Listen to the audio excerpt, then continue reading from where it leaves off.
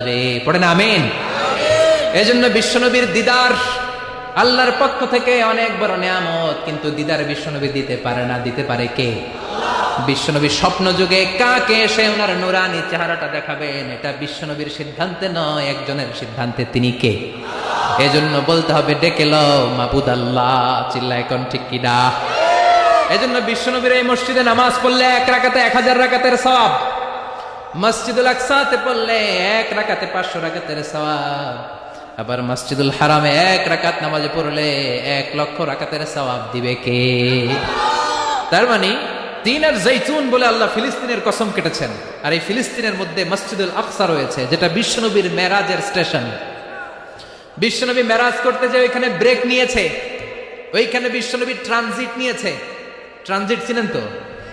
আপনি সৌদিতে যদি উমরা করতে যান, সৌদি এয়ারলাইন্সে গেলে ডিরেক্ট ফ্লাইট, কিন্তু কাতার